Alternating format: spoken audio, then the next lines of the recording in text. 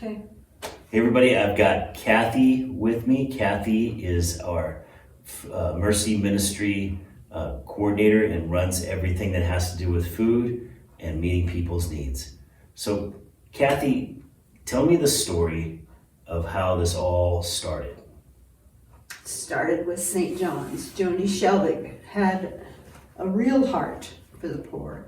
We used to call her Mother of Mercy just because she was. I mean, she was 24/7, 365 days a year. If somebody needed help, she was right there to help them. And when we came over from St. John's, at that point in time, you couldn't just bring your ID, you had to have a slip from Opportunities. And we didn't have anything to do with TFAP or anything like that because she didn't want all the paperwork that went along with it. Right. So that was the way it went. If you didn't have a slip, then we didn't hand out food. But we also had the upstairs with clothing and furniture and household needs and all of that. I mean, if somebody had a fire, we could have helped them out tremendously. Completely given them everything. Yeah. Yes. What would you say changed from the time we were River of Life to becoming Vineyard? How did that affect anything with Mercy? Well, we had gone through, the Pearsons came next, Marjo and Jim, they were head of it for a year or two maybe, and then Diana Hartman, when they resigned, Diana Hartman took it over, and I think that's probably close to the time that we became the Vineyard. And after Diana retired, Nancy Giles took it over, and we had Nancy Radford here at the time who was cooking like gourmet meals for the people down in the cafe. And her friend Gail was head of the food bank, so that's when we got into the TFAP. Okay. And that's where it blossomed tremendously. But then when COVID hit, Everything changed.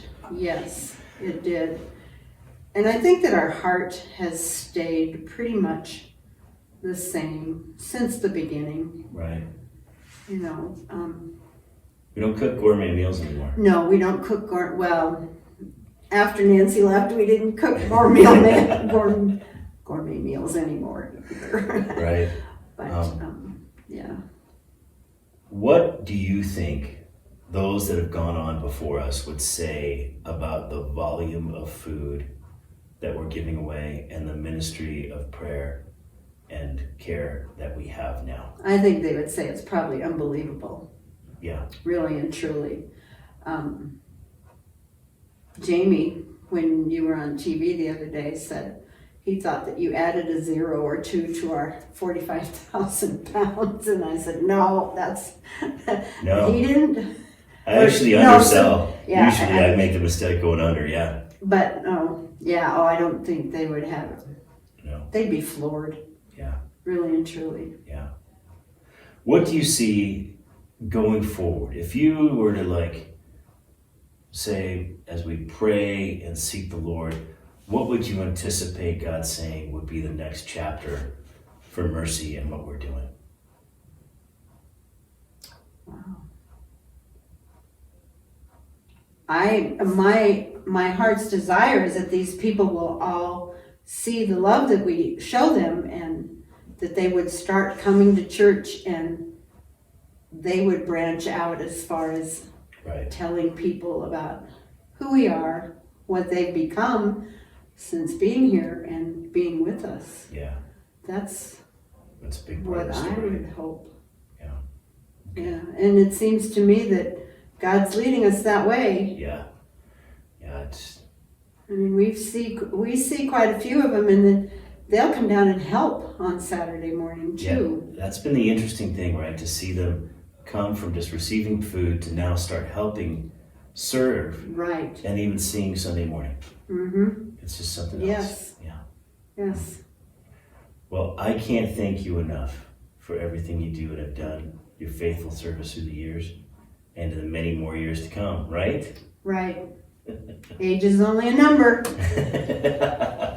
Thank you, Kathy. Absolutely, absolutely.